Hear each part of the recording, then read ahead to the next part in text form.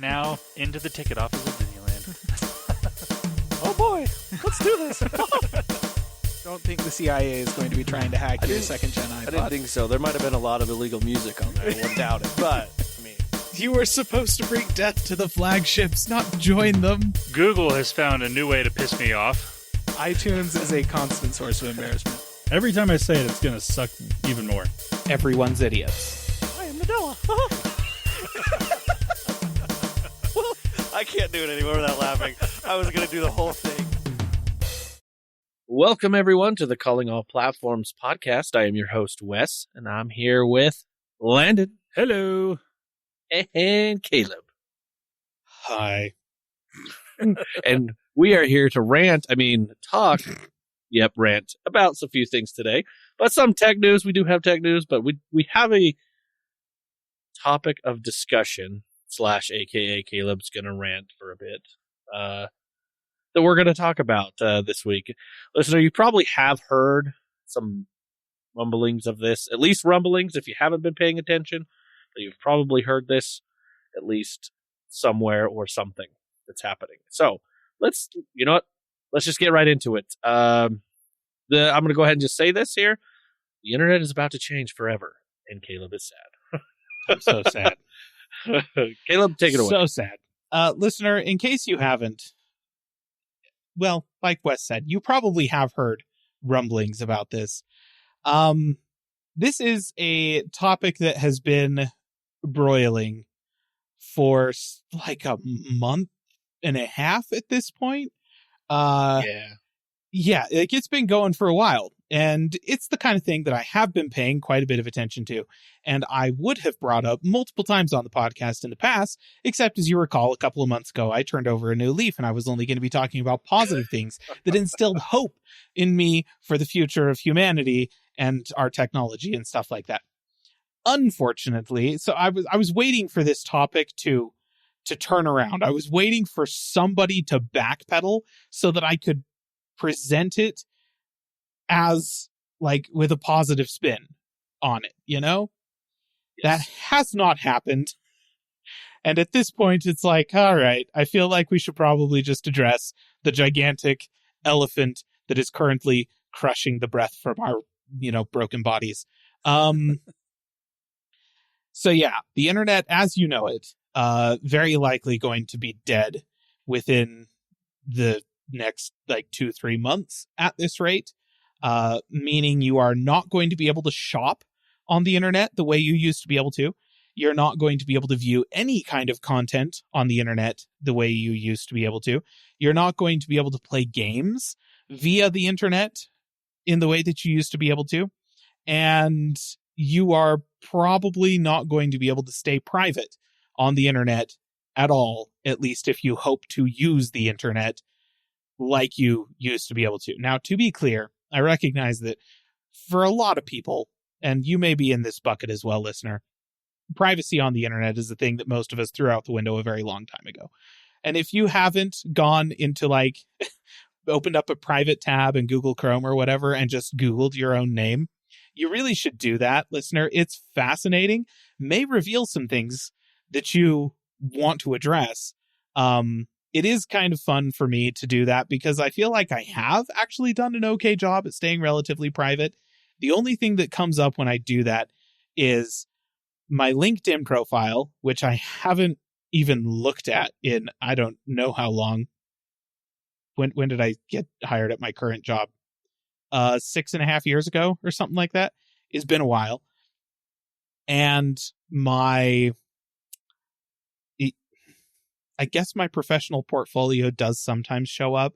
And then just this podcast.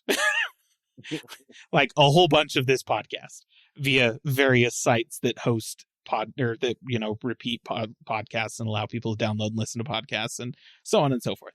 So that, yes, I recognize that internet privacy is something of maybe a false hope.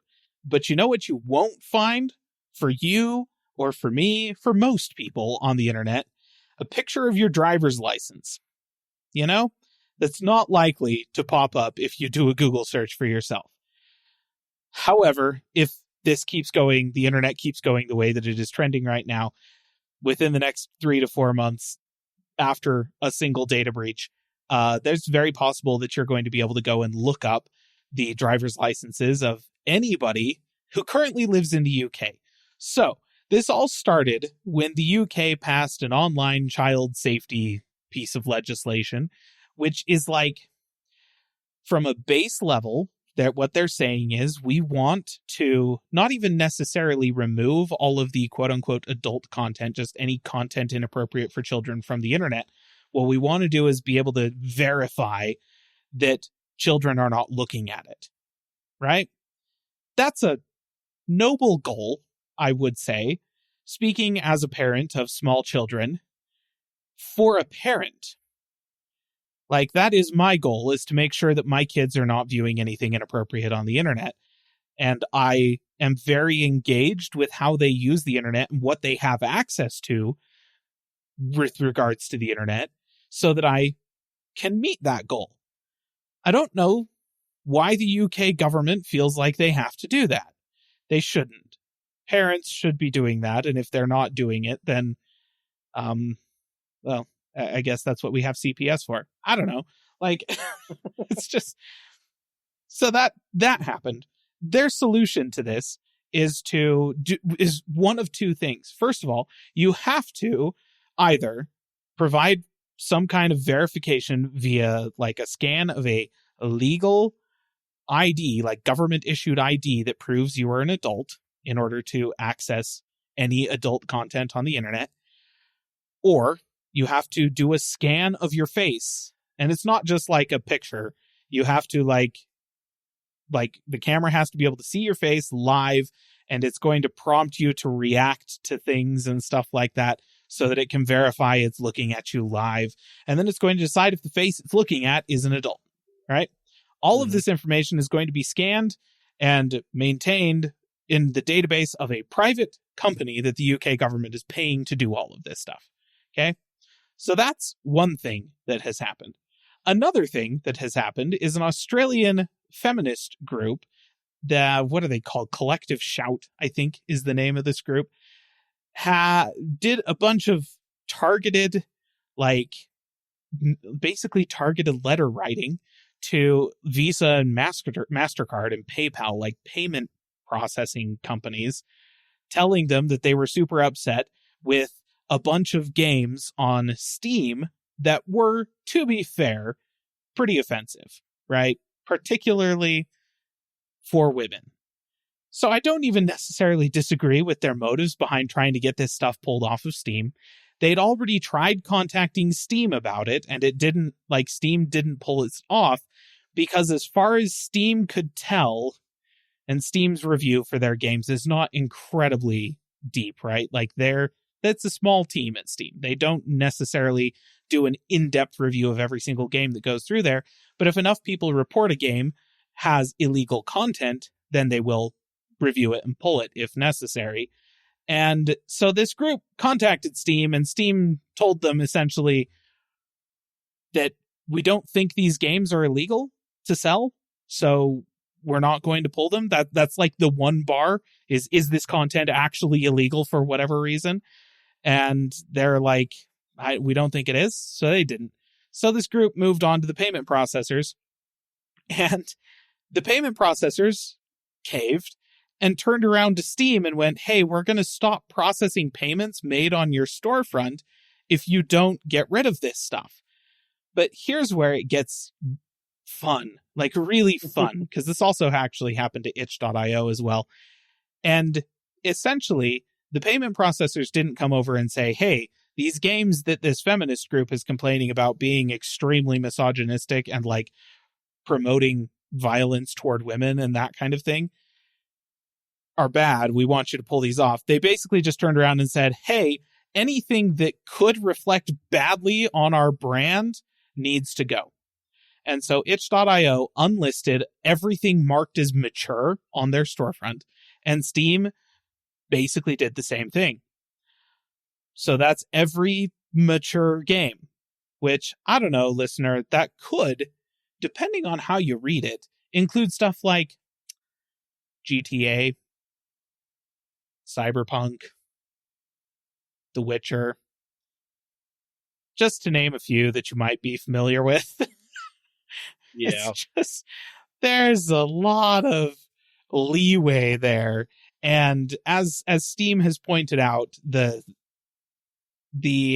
user agreement that they have to agree to with these payment processors in order to use them essentially says that these payment processors have carte blanche to completely cut them off over anything that might, quote unquote, tarnish their brand identity without regard to really anything else.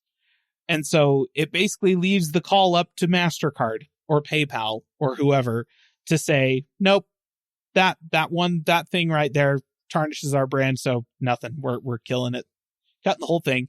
And then Steam can't process payments and they can't sell you anything at that point. This is the very top of a horrifying hill, and there is a little snowball sitting right there about to roll off, and we're going to find out probably fairly soon whether or not that's going to explode in all of our faces. But before we find that out, it looks like we're going to have to deal with additional fallout from the UK's thing, because YouTube has announced that they are also kind of as a response to the UK's online child safety law thing, they're going to start rolling out global age monitoring for people's accounts, whereas essentially they're going to have an AI that is monitoring your viewing habits on YouTube, trying to decide if it thinks you might be a child. If it does think you're a child, then it's going to lock you basically to only the YouTube Kids content. You're not going to be able to see anything else. And if you want to, be like, frickin' YouTube, no, my YouTube account is 18 years old. How could I possibly be younger than 18? Then they're going to be like, oh, sure. Yeah, no, that's not a problem. You're just going to have to prove that you're an adult by uploading a picture of your government issued ID or a credit card.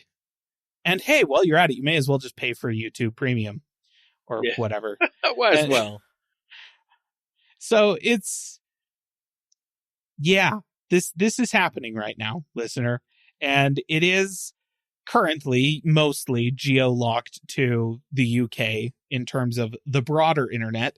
If you play video games or, any of the other stuff that's on itch.io, because there are other things on there than just video games, then it's going to affect you more right now, all the stuff with the payment processors that's going on with regards to this. And, just the fact that YouTube is starting to push this out more broadly than just the UK. And Australia actually has a similar law to the UK's coming up soon. And so there's a few, stuff like this is starting to happen in Australia as well. That means that just the fact that YouTube is doing it more broadly than just those two locales does kind of suggest that this might be a thing that is going to be affecting you directly, listener, on a broad sense across the entire internet within the near future. In terms of how I feel about this, I kind of already said it. I honestly don't disagree with the moral stance here, right? Like the people that are calling for this stuff, that are arguing in favor of it, are saying a lot of the moral things that I align with as justification for this stuff. But I have two things to say to that. First of all, my moral beliefs are never going to be a good justification for restricting other people's freedom, particularly at the expense of their privacy. So that's the first thing. The second thing is, we really should be monitoring children to make sure that they are safe on the internet. As parents, I'm sorry, my government has nothing to do with that, and I don't want them to have anything to do with that, and they need to freaking back off. Okay? That's very much where I come down on this. It's not about the content that they're targeting right now. I don't necessarily, I don't want my kids to see any of that stuff on the internet. But this opens up the floodgates for them to start restricting any kind of content that somebody at the government level disagrees with, or somebody at PayPal disagrees with. Like, freaking, why does PayPal have a say here? And second, that's my job as a parent, not the government's job. It's just, no. So, yeah, anyways, I'm very unhappy about this whole situation, in case that wasn't clear from the beginning.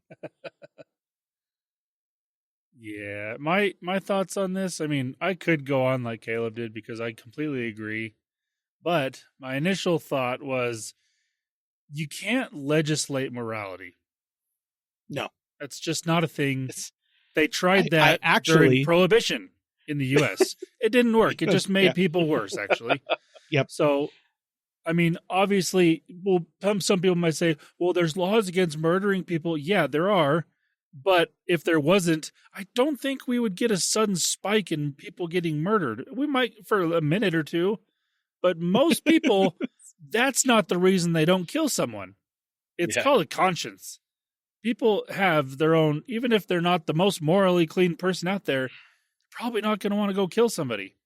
Yeah. And so that's what I mean. Like, you can't legislate morality, and you can't legislate companies to be more moral either, because they're going to go the complete opposite direction, like what they're doing right now. They're going to go completely to like, okay, we're not going to do anything. Because, I mean, if PayPal or Visa or MasterCard are all those paying, like, payment processing companies, it's like, are they going to stop at the internet, or are they going to also go to brick and mortar stores? Because there are brick and mortar stores that sell quote unquote offensive materials that use Visa or MasterCard. Brick and mortar stores that sell offensive things can include, like, yeah, sure, specialty boutique stores, obviously, but also, depending on who's making the argument, Walmart, because they have like condoms and other forms of birth control there. Some people are really opposed to that for whatever reason. And, you know, they also sell guns at Walmart. Did you know that? You can go buy a hunting, like, rifle or shotgun at Walmart. Totally a thing that you can do. Okay, so now you can't use PayPal, you can't use PayPal at Walmart, but you can't use Visa or MasterCard at Walmart anymore? Like, yeah, it's a slippery slope to so many issues on that side. Yeah, I mean, you guys have said, you know, most of everything. I think I agree with a lot of what has been said here. I do think what was really funny, I'll bring up something that is funny that's happened. You brought up that the UK has, in their policies and things that have taken effect with gaming and stuff. I did think it was really funny that what has happened was there's a game that Caleb, you're shaking your head. You know, I think I know where you're going with this. There's a game out that's Death Stranding, and people have been using that game because you can use the face of Sam Fisher. Is that, or no? What's his name? Sam? No, not Sam Fisher. Sam. I can't remember. It's Norman Reedus. It's Norman Reedus's face. So it's Norman Reedus's face, but people are taking a picture of that and sending it and getting approved. So Norman Reedus is all over the UK right now and getting approved for because he's got a beard and everything. Like, totally, because you have to be able to interact, right? Like, it has to be active. So you can't just use the still photo of somebody, but the photo mode for Death Stranding 2 will let you, you know, turn on the photo mode and point the camera right at his face. So that's step one. And his face moves in photo mode, right? Like, the characters in the game the game doesn't just freeze. Yeah, the characters in the game keep moving. They pose. They kind of react to the camera a little bit. It's kind of funny, but you can also control their facial expressions. And so, like, you can toggle, like, and so the prompt will be like, okay, now smile. And you can click a button that will make the character smile in the game. So people have been using that to bypass the restrictions in the UK, which I do love. The ingenuity of people on the internet does never cease to amaze me. I love whoever tried that first just to see if it would work. And I'm so happy for that person. That was an amazing idea. And yeah, it's funny, and we talk about that, but this is like Caleb and Landon were saying, like this is what it is, but I mean, what's the landslide if they keep doing stuff like this? Like, hey, you can't use Sam's face. Well, look at how this AI stuff's happening. No, like you're just gonna make it worse, I feel. Yeah. It really is like, okay, what do we want? We want a world where parents are required to monitor their children. Oh no, that's terrible. No, we should have a giant frickin' Minority Report style surveillance state instead. What? No. Like, why is that? No. Like, I'm sorry. Oh, we don't think parents are doing a good enough job of monitoring their children's online usage. So instead of doing like they did with seatbelts and passing legislation that says, hey, you have to buckle up while you're in the car. And, oh, by the way, auto manufacturers, you have to include seatbelts in all of these cars.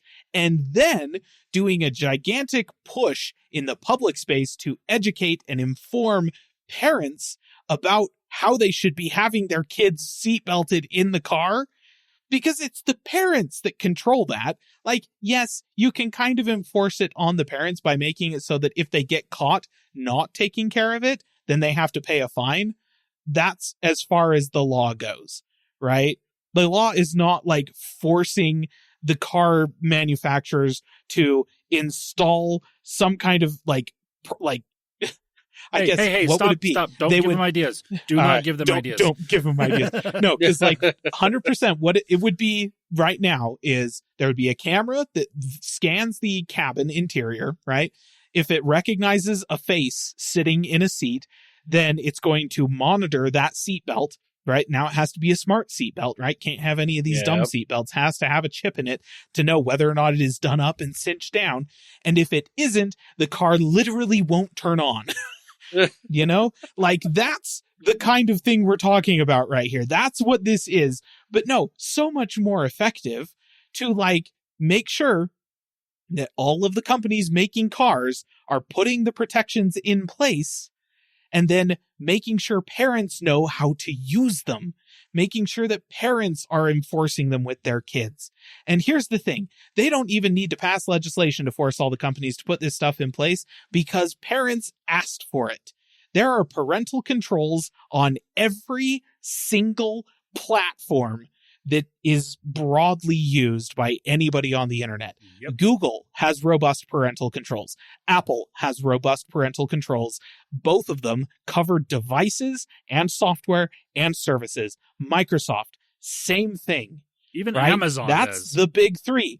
Amazon has robust parental controls. Steam now has robust parental controls. They didn't used to, but they have added them. I've been using them. They're fantastic. That's right there. So what do we want to do to make sure that parents are monitoring their children's usage of these tools, these products, these services, everything?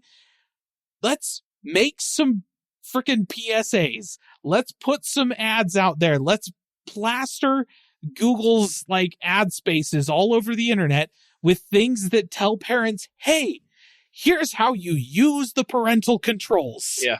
Yep. Make sure you're doing this. Protect your children. Stuff like that.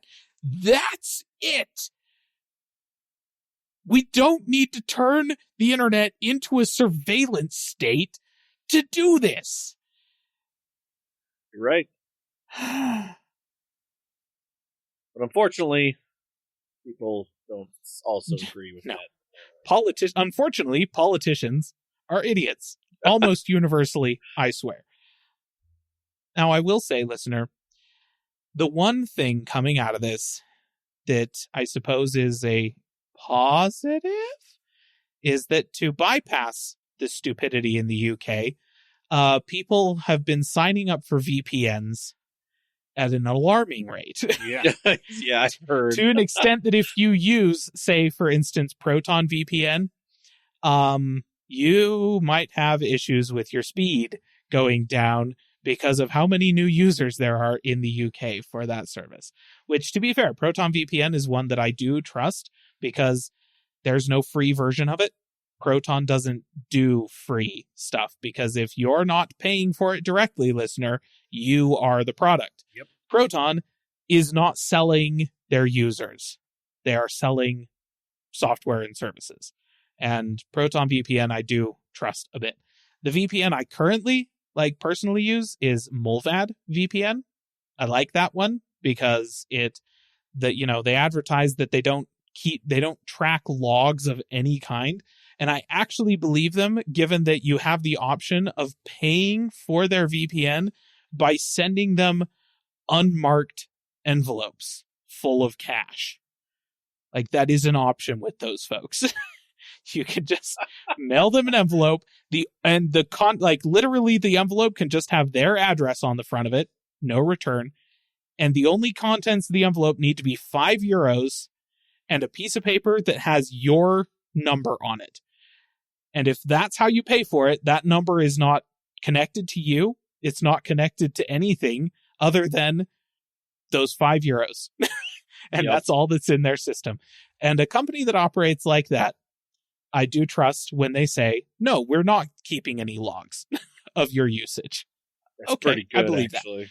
That's pretty cool. Yeah, it's kind of psycho. I will say the first time I looked into Mulvad, I was like, this feels like a service that was made for, I don't know, like black market arms dealers or something like that. It just feels kind of like that. But in this day and age, as far as our governments are concerned, evidently we're all black market arms dealers. So, use the services that they use, I guess. I don't know. So no, it's the whole thing. If this doesn't swiftly turn around, then like Wes said at the very beginning, the internet is about to change forever.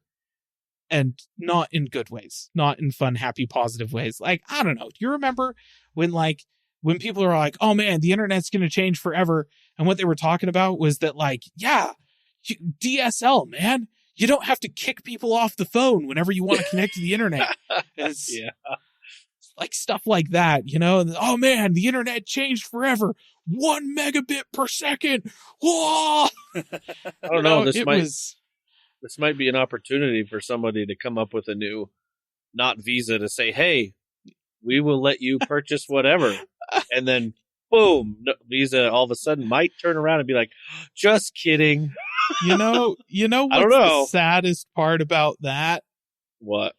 Evidently, as of this past week, X is going to start spinning up a payment processing service like PayPal. Wait, doesn't Apple? Apple does not have one. Or is that Apple has the Apple Card and stuff like that, but they use traditional payment processors for all that stuff. And Epic has their own middleman payment system, but they don't do the actual money stuff. I guess the thing, payment processors are kind of like the intermediary between you and the banks. Right, right. And Epic and Apple, they don't interface at that level, right? So you've got companies like PayPal that have kind of inserted themselves into handling all of the payment processing for stuff. And then you have your traditional payment processors, Visa, MasterCard, Discover, American Express, these people. And according to Elon Musk, X is going to start looking into being one of those. Well, what's funny about that is it probably would actually be relatively a decent service because Elon Musk is who was behind PayPal originally. So I mean, he was the money behind PayPal originally. But he didn't necessarily do any of the work. But let's be fair, he wouldn't be doing any of the work this time either. No, so he's whatever. the ideas guy and the money guy. He doesn't do the work. Oh, I don't even know that I'd give him the credit of being the ideas guy. All of his ideas are bad. Like, all of the Teslas were the ideas of the guys who originally started Tesla. Then Elon Musk bought the company, ran with their ideas for a few years, and then introduced his own idea. It's called the Cybertruck, a.k.a. the worst car ever made. That's fair. I don't think he's an ideas guy. I think he's a money guy, and that's it. That's fair. Anyways, that Yeah, I actually that's- didn't hear about that X thing. That would be interesting. Yeah, that was a new development as of this past week. I still have hope that there is enough pushback and enough industry screaming that the payment processors are going to back down, just because I think they recognize it would be bad for business to try and sit on this horse for too long. Yeah. The UK government, though, and unfortunately, the US is looking at a similar law that's in committee right now in the legislature. But to be fair, our legislature can't pass jack. So I'm not too worried about that one being an issue for us in the near future, but it's definitely something to watch. So, yeah, I don't know. I'm just remembering, back when the internet was,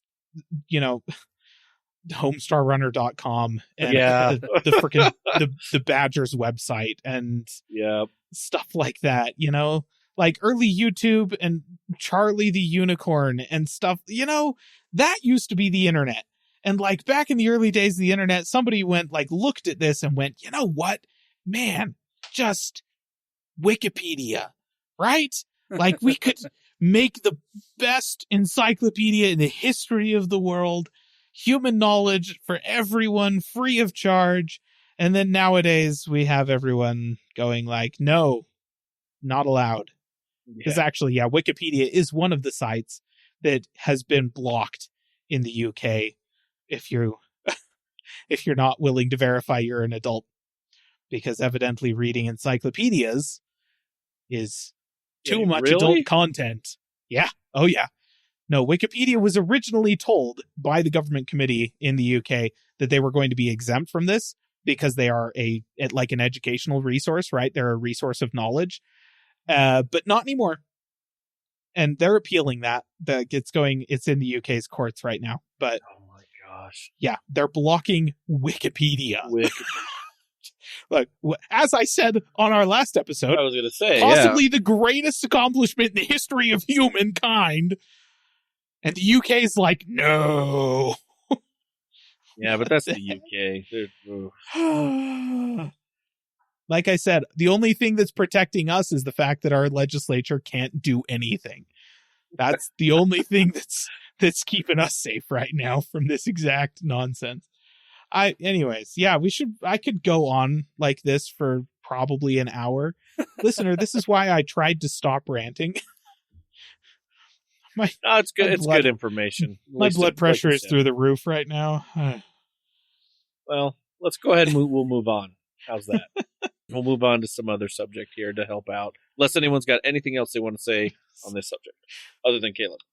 No, because I don't. No. Okay. All right, we got some Google news here.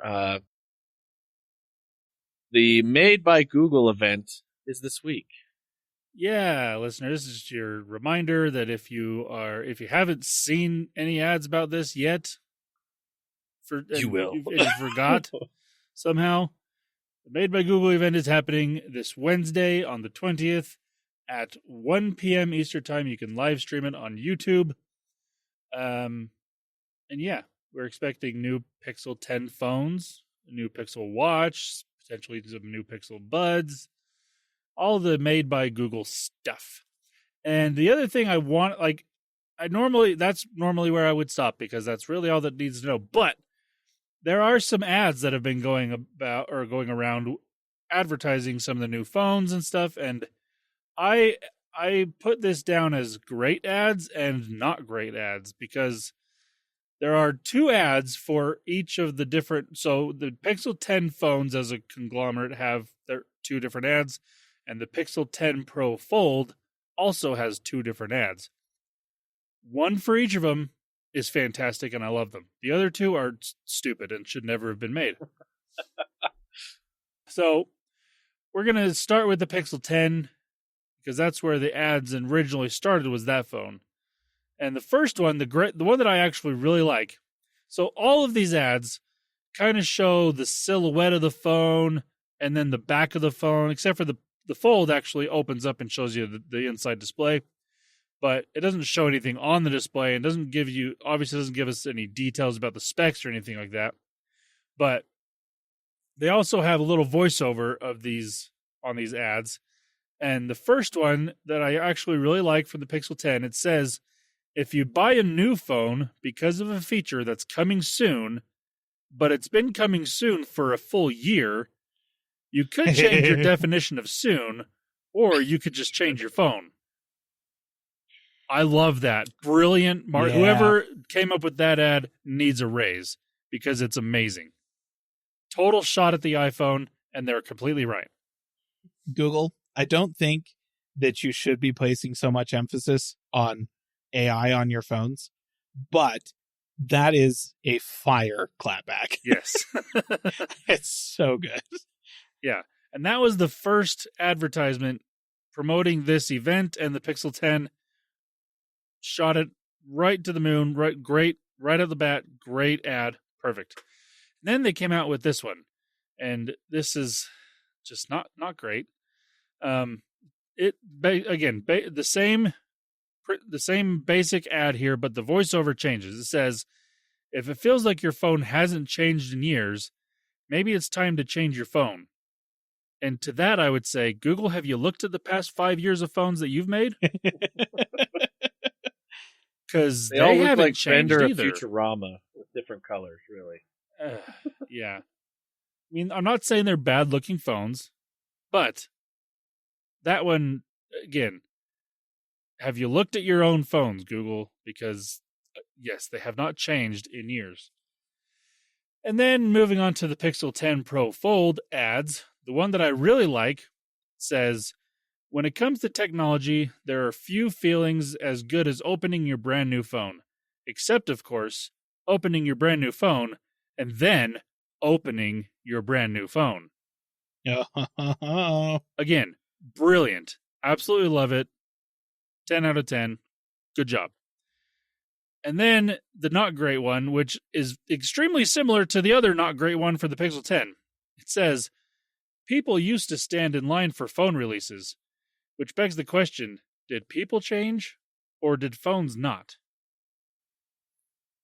And again, have you looked at your phones for the past 5 years? Now, granted, this one makes a little more sense because it is for the folding phone. It's a technical change to the phone. But my first thought was, no, people didn't change. Phones didn't change. Technology changed because we can shop online now. And it's a lot easier than waiting in line for 5 hours to get a phone because I can get it the same day as those people waiting in line at my door, and I don't have to go anywhere. That's what changed, Google.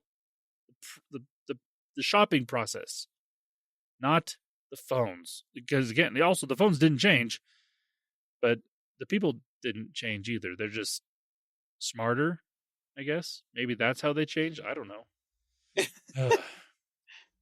But yeah, 2 really good ads, and then 2 just like, really? That was stupid, Google. Yeah.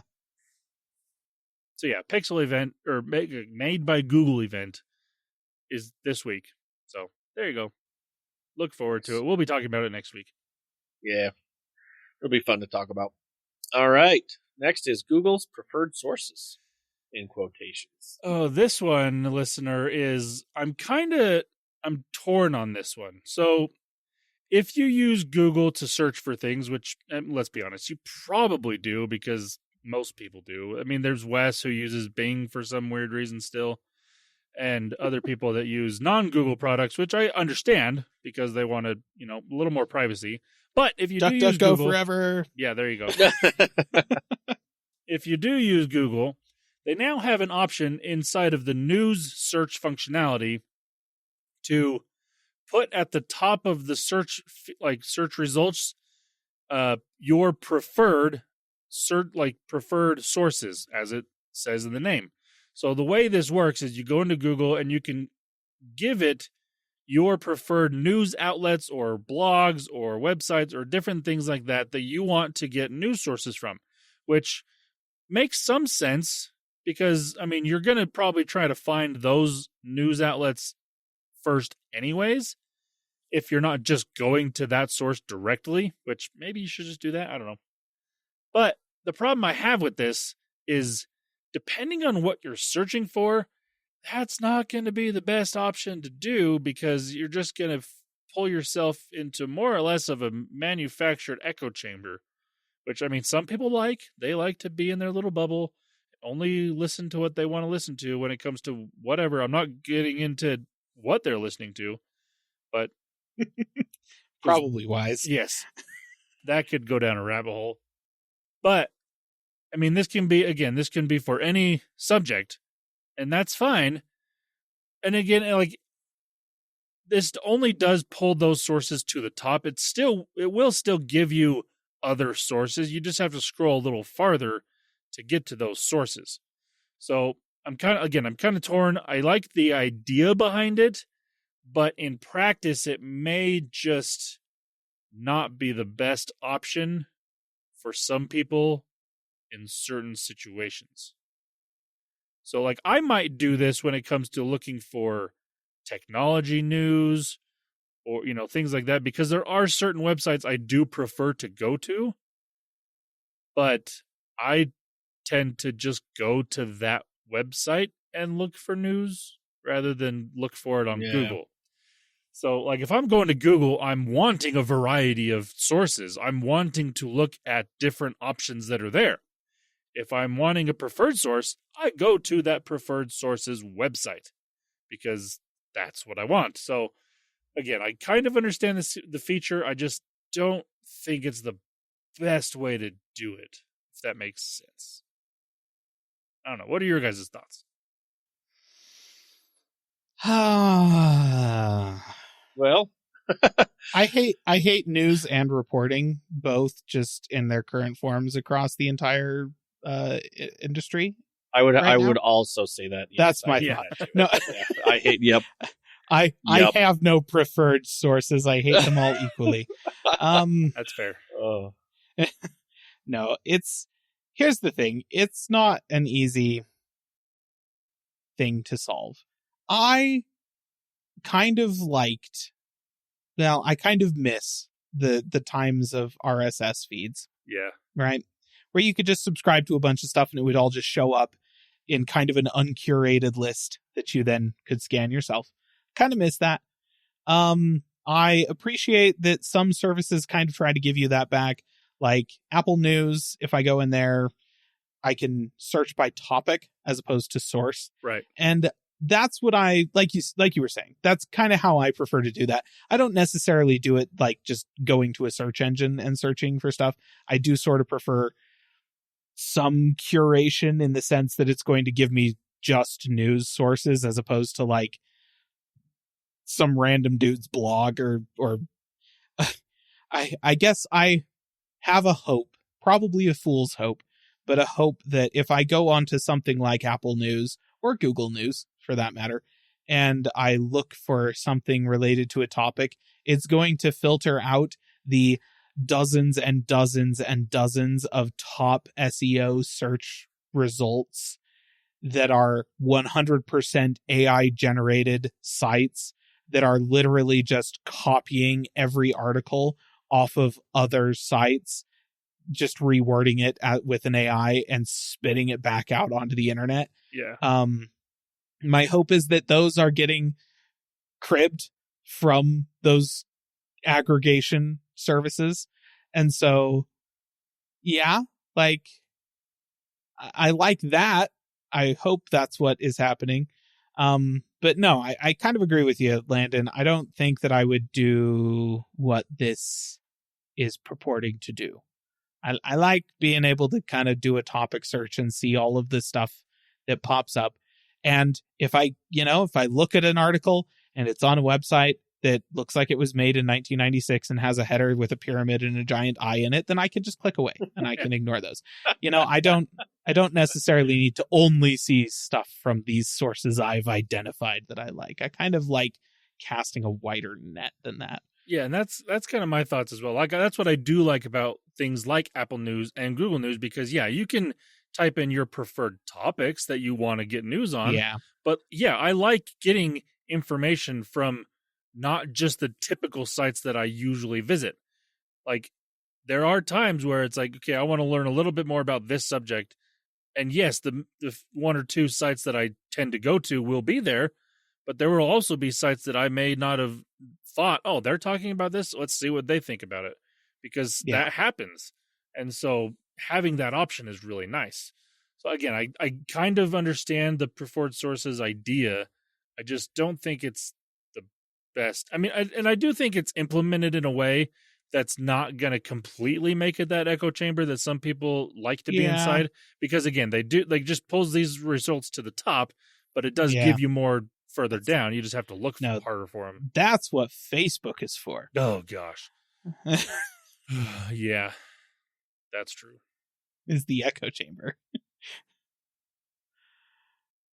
Thanks, Facebook. Yeah.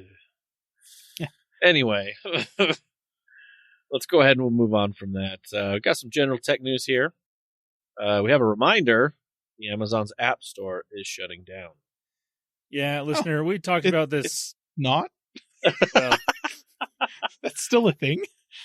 Technically, for a few more days. We talked about this a while ago. I think it was back in February that Amazon announced they will be shutting down the Amazon App Store, and this is on Android. This is not on their devices, obviously, because that doesn't make sense. But on just have to reinstall the OS. Oh, jeez. But just on general Android, the Amazon App Store will no longer be available through the Google Play Store, because that's how you had to download it. Fun. But yeah, they're shutting that down this Wednesday. So if you are someone that's still for some reason uses that or has it on your device, go and get whatever information out of it that you need to first, I suppose, and then delete it off your phone, because again, they're shutting it down. They will no longer be supporting it after this Wednesday. So there you go. There's your reminder. Good. All right, next thing. Ford's Model T moment. Wait, didn't they have one of those already? Yes, they did have one of those. It was called the Model T. But Ford announced this past Monday, I almost brought it up last week on the podcast that they were going to be doing this, but I'm like, we don't typically talk about EVs that much, but I'm going to bring it up this week because actually I do want to kind of go a little more into the general state of EVs and, how things are and where they're going. And this ties directly into that. So Ford had a big announcement this past Monday that they called their next Model T moment. And what they're referring to with that, so with the Model T, listener, if you don't know what the Model T is, go search for it. Really cool innovation and really cool manufacturing process. And that's what they're kind of going for here. So with the Model T, the Ford Motor Company back in the day, what is it, 1908 or 1910, somewhere back in the early 1900s, long time ago. Yeah. They came out with the Model T, but the biggest thing with it was the manufacturing process. They're the ones that implemented the assembly line, and it made it so they could make cars, specifically at that time, the Model T, really efficiently and quickly, and be able to push off a bunch of different cars or a bunch of cars really quickly. So it made it a lot more affordable for people to get one. And that's why the Model T was super popular back in the day, because it was a lot more affordable and easy to get. So Ford has done, they're again claiming this with their new EV platform that they came out with. I can't remember.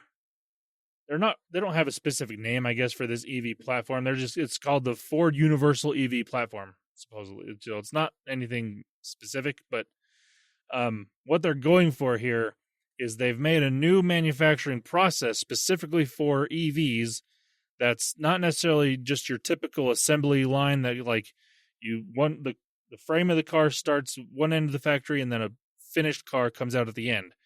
It's kind of like that, but where they're doing it is they're calling it a manufacturing tree, where the car will start in 3 different sections in 3 different parts of the shop and come down into one and then be put together and come out.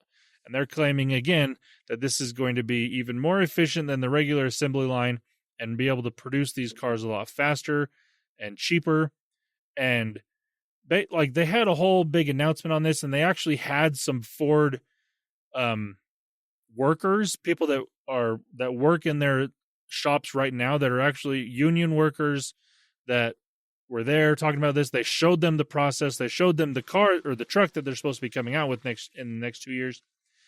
And these guys, like in the video, I mean, they're obviously going to show the really positive things, but all the workers were actually very, very surprised at how, like, there was like, this is going to change not only EV manufacturing, but car manufacturing for the future. Like they were extremely excited about how this process works and everything that Ford has done to make it, more efficient and just easier for them to get the job done of building a car.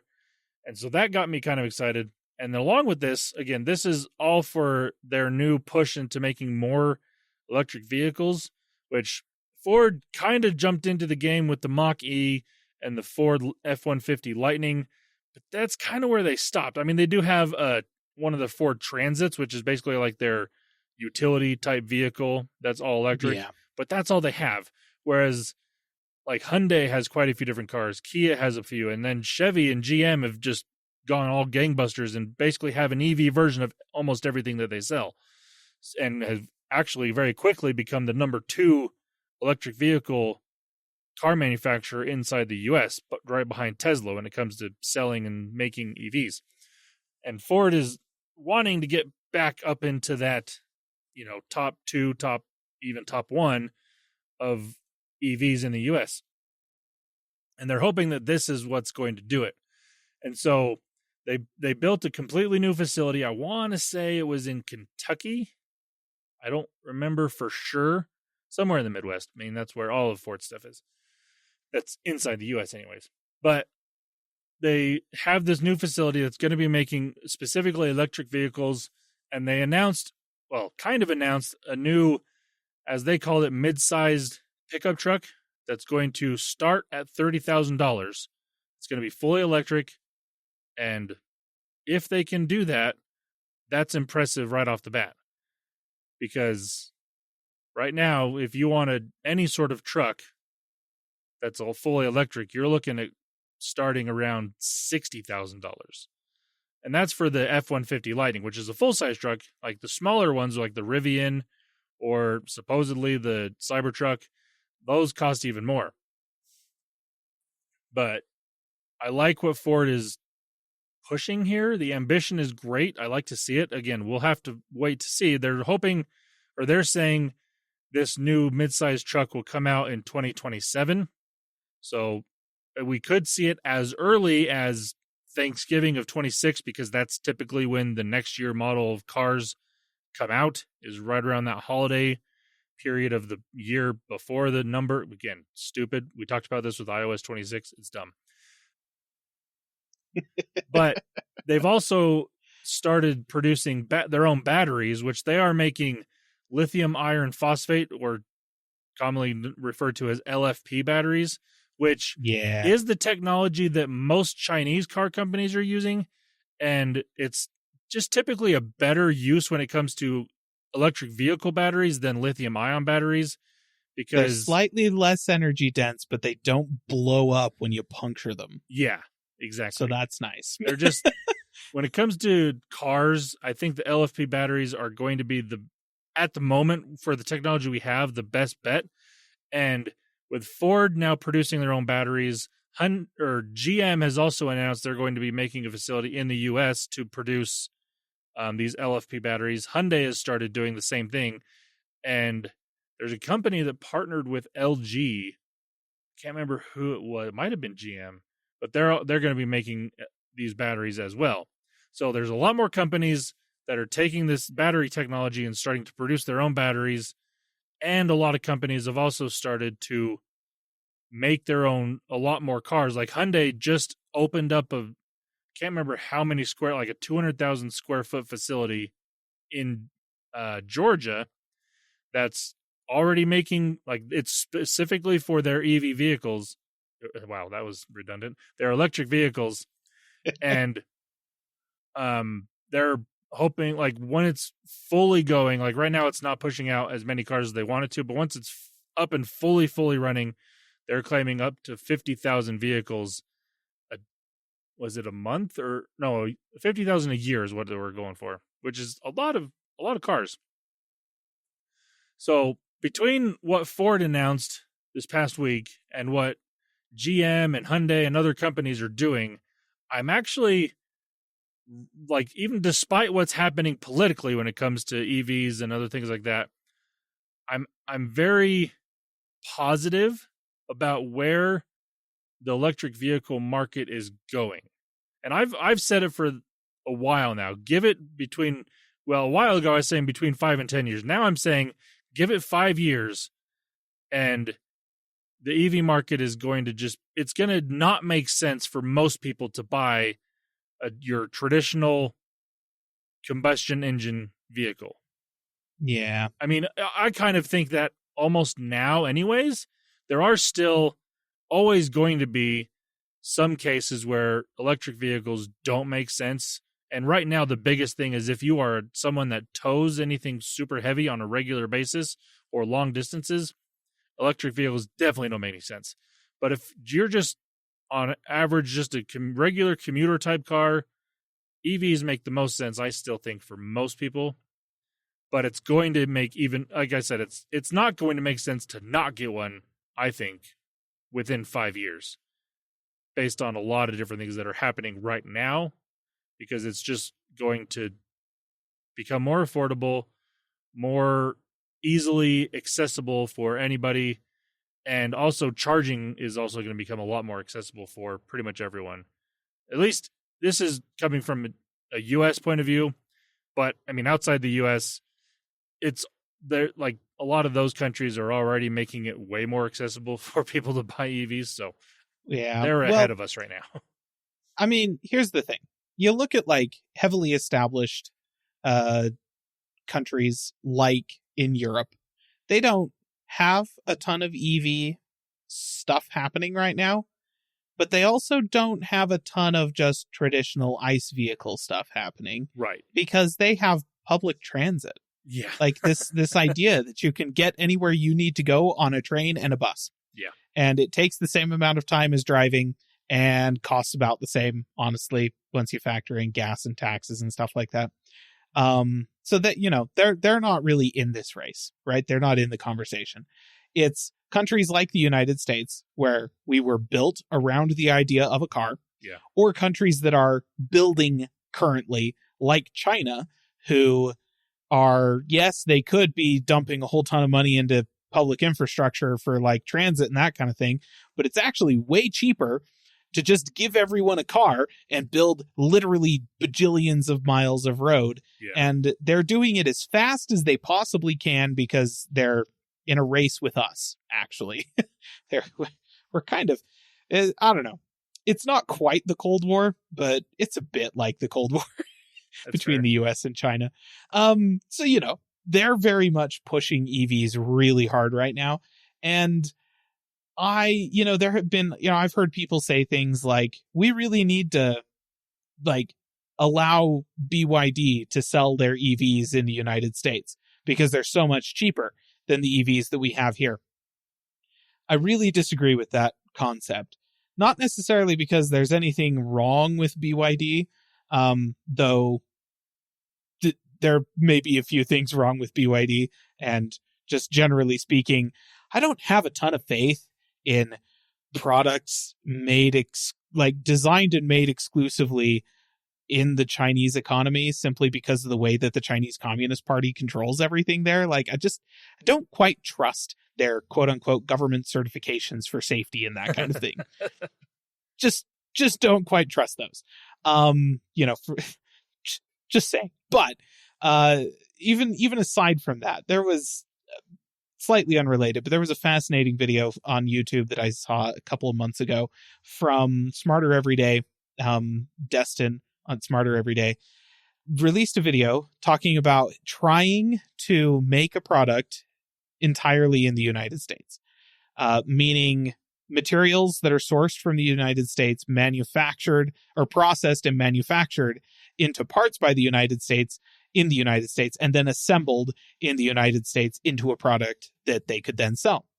The idea kind of started with this thought that, like, if you invent something and then send your invention to be manufactured in China, it was 100% of the time going to get ripped off.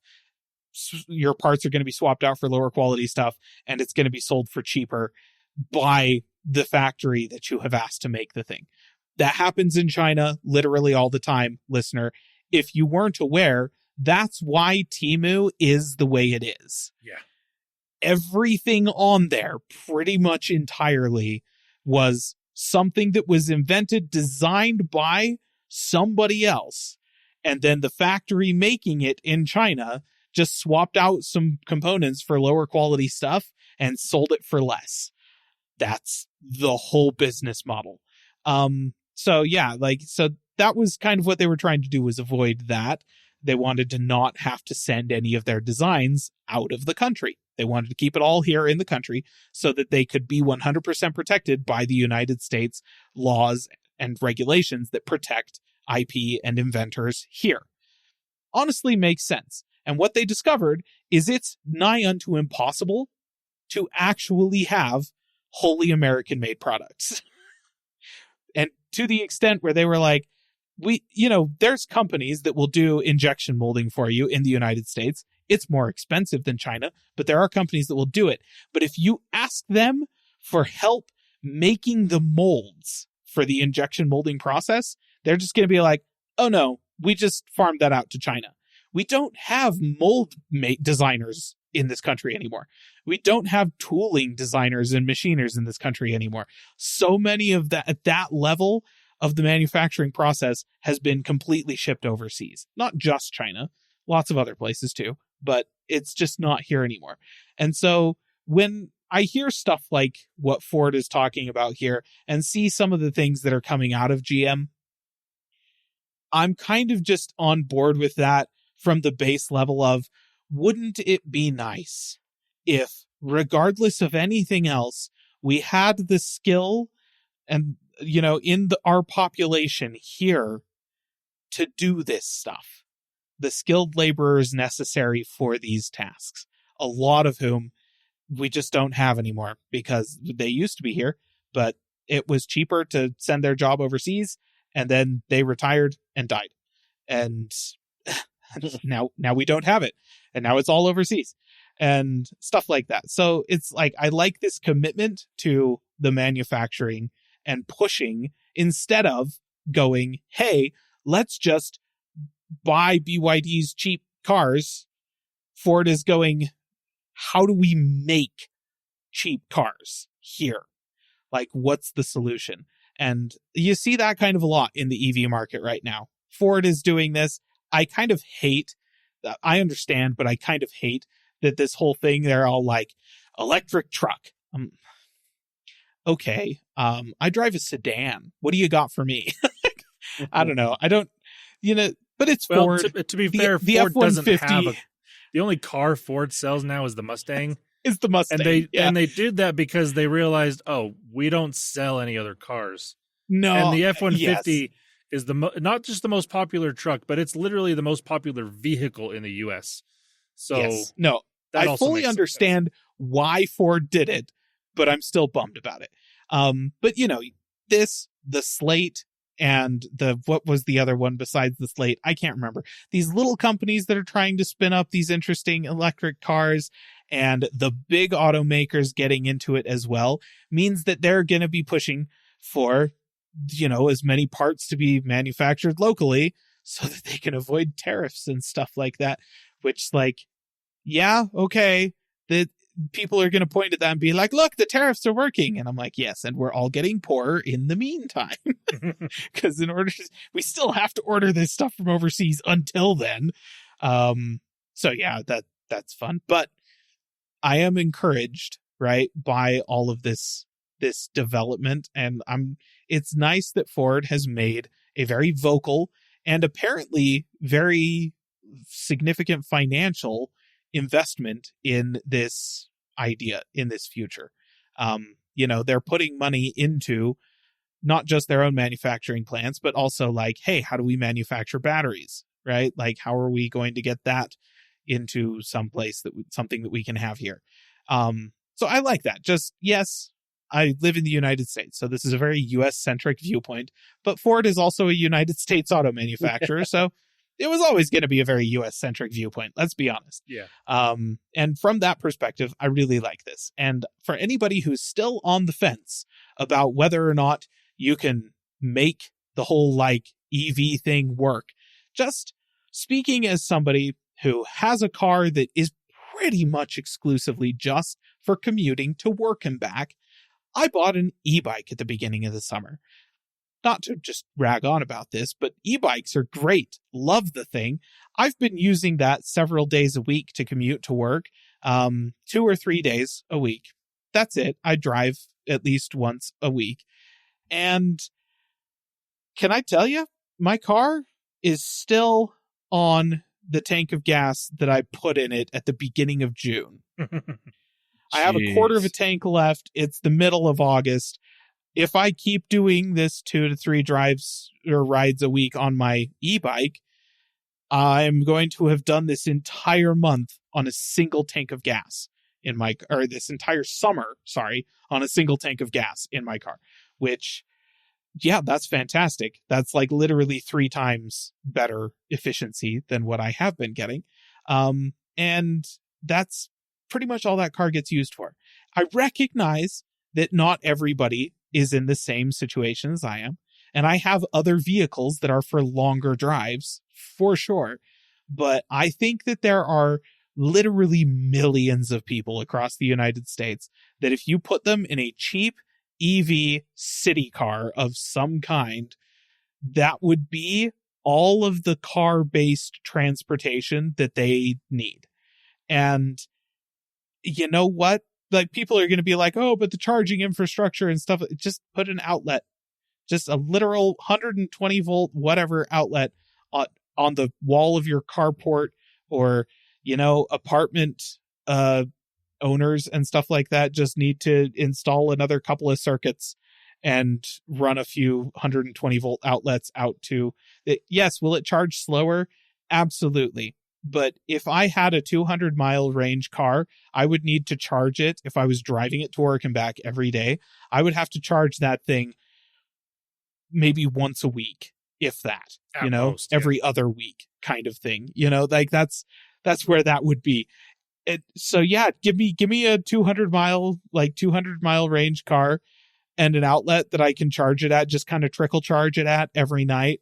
That thing's just going to constantly be at 100%. Because it would only need to charge 5% every night.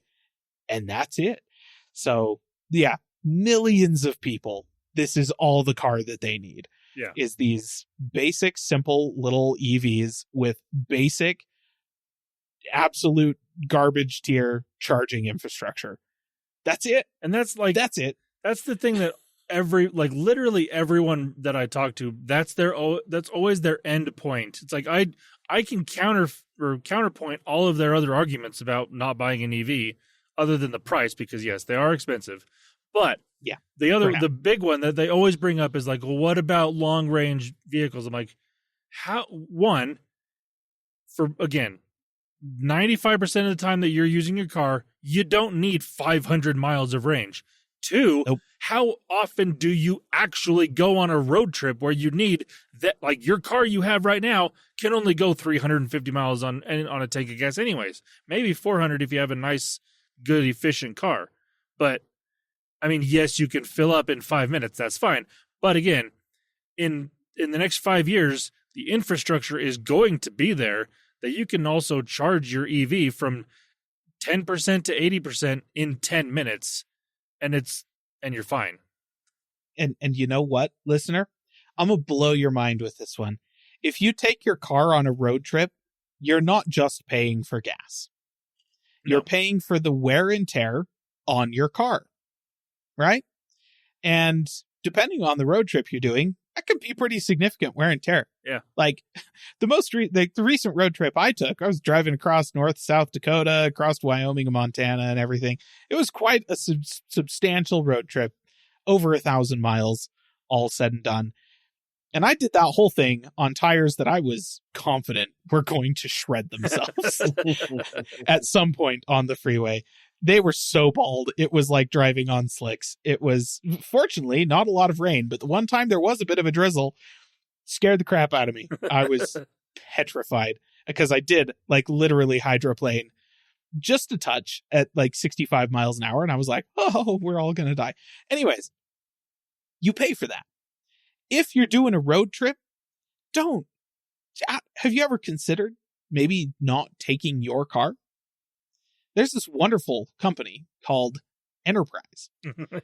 They will give you a car that's their car. They maintain it. They do all of that crap. You just pay a daily fee and gas to drive it somewhere, drive it back, or trade it off there and get an airplane to fly you back or something. Do that. Like if you really are just like, no, I just need a car that can do road trips. Okay, get a car that can do road trips when you do the road trips. And just for the road trip. Then you can drive a super efficient, extremely inexpensive EV the rest of the time. Yeah. I just saying, like, and also, this is a solution. Yeah.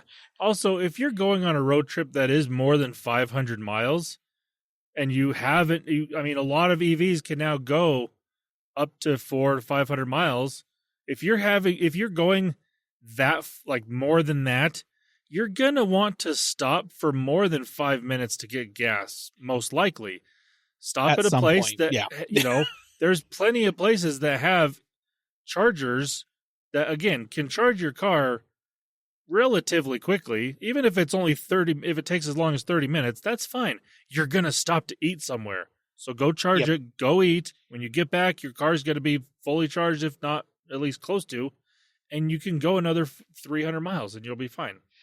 I mean, yeah, if you're doing more than 500 miles at a stretch, like a single stretch of driving without taking at least a 30-minute break at some point, that's just dangerous. Yeah. Like you're going to at some point get to the exhausted, drowsy driver stage of that, and you're going to need to stop somewhere, like, and just take I'm not saying sleep. Like I recognize you can cover 500 miles on some of the freeways in this country in about 6.5 to 7 hours, which is a long day of driving, but it can be done in a single sitting.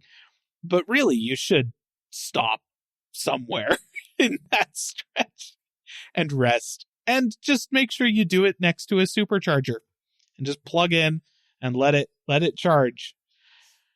Yeah.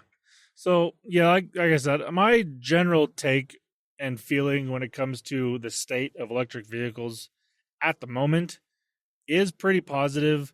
And again, I will continue to say for the next little while, give it 5 years, because right, as it stands now, when it comes to vehicles, yes, they are a little more expensive, but there's a wide variety of options that we have now because of companies like Chevy and GM and Hyundai and Kia that are making basically all the cars that they make in an electric option. But then, yes, the infrastructure is not quite where we would prefer it to be. But again, in 5 years, I think it will be. And this will all kind of just be a moot point. It's just going to be the most logical thing at that point to get an EV.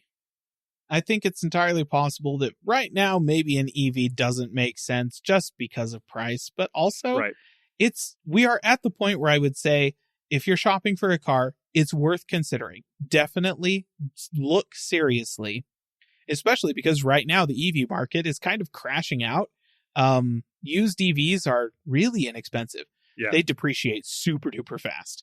Which is, and I think that's a kind of thing will probably change as well, because a lot of people, their another argument people bring up is, well, batteries deteriorate over time. Like, yes, that is true, but we've actually got enough data nowadays to prove that battery deterioration is actually less than your typical ICE deterioration.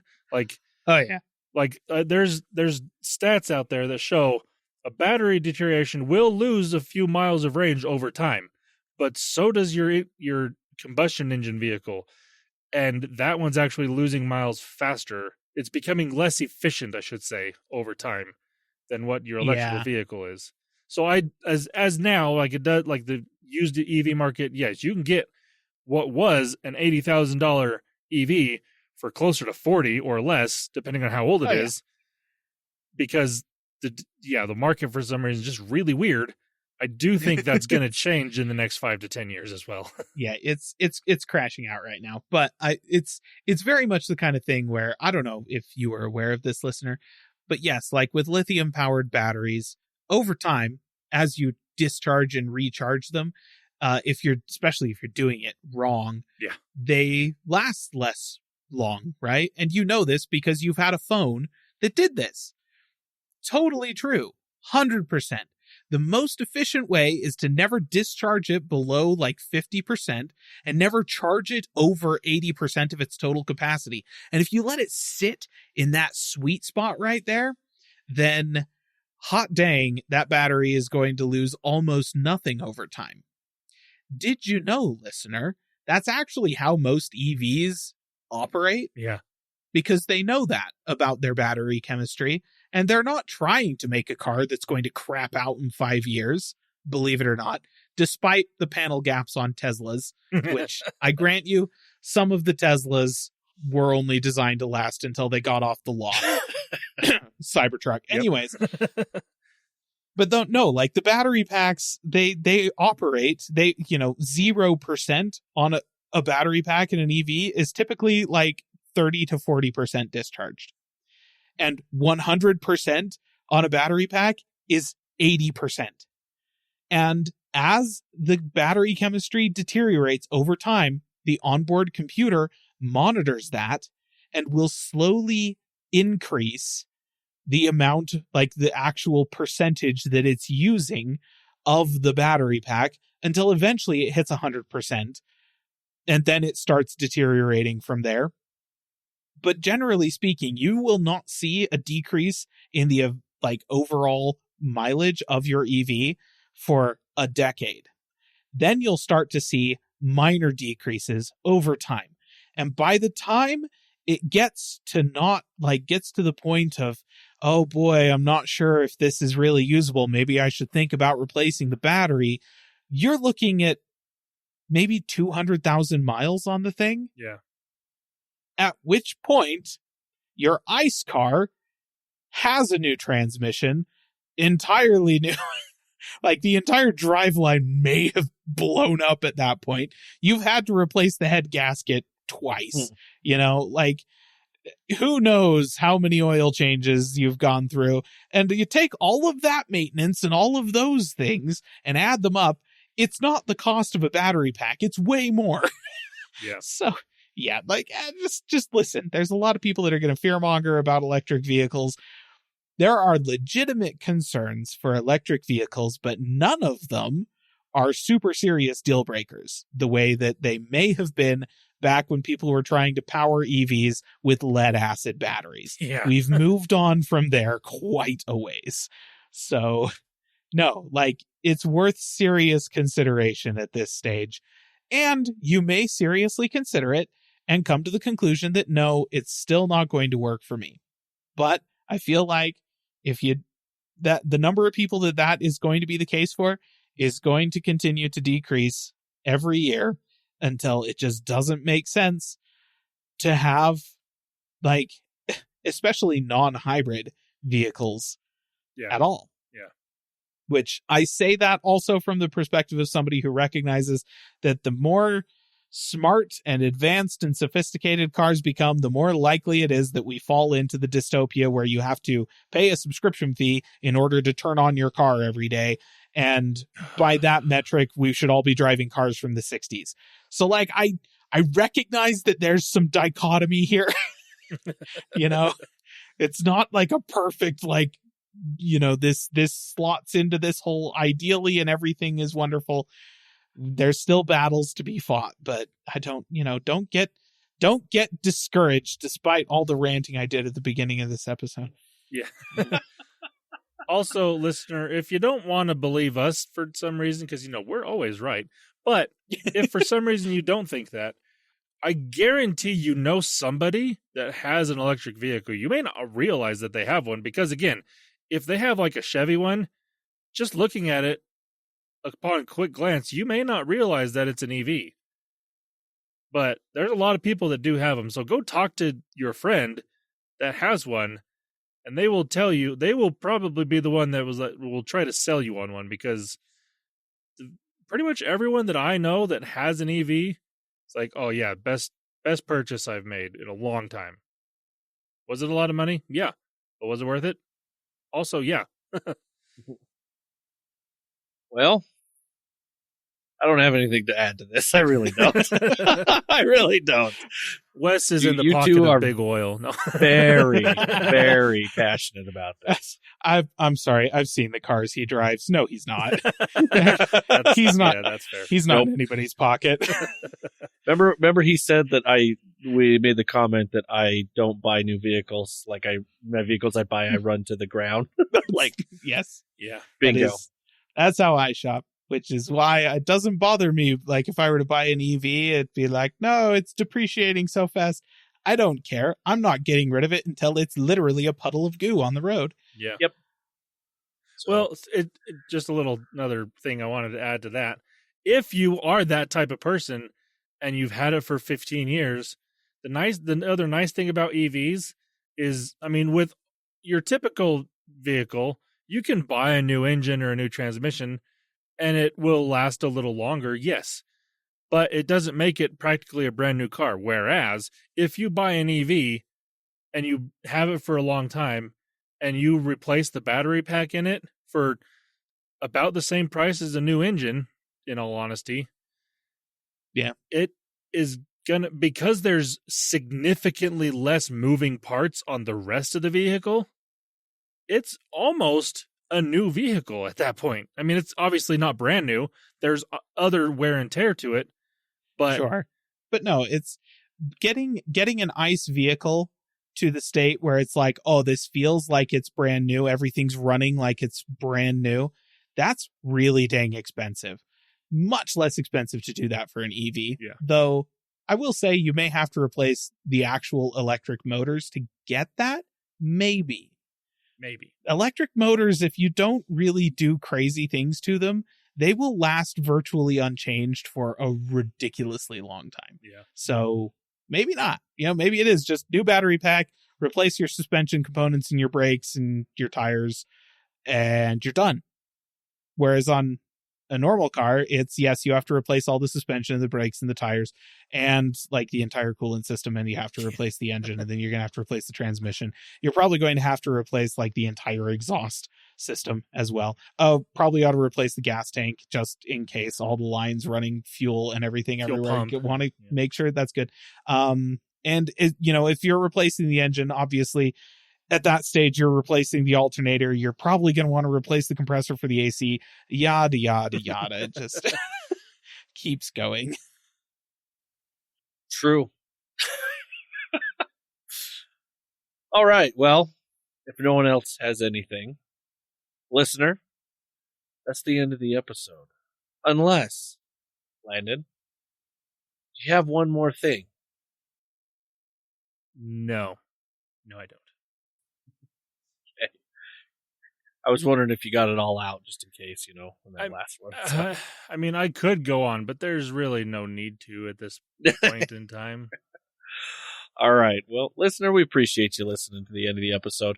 It was a different episode. Definitely not a lot of news, but definitely a lot of ranting, raving, and talking. We'll definitely say that. Yeah.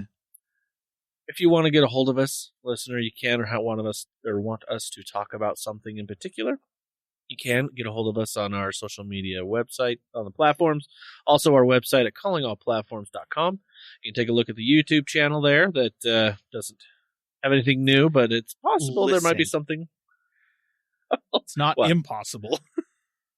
No, it's not impossible, but there might be something coming. Who knows? There's something might be worked on. Who knows? Go ahead and give that a like, subscribe, or whatever the kids now say nowadays for that. And dear listener, have a good week. Bye-bye. See ya. Calling All Platforms is a production of Supporter Sound Studios. To learn more about how you can support the podcast, go to www.patreon.com/callingallplatforms.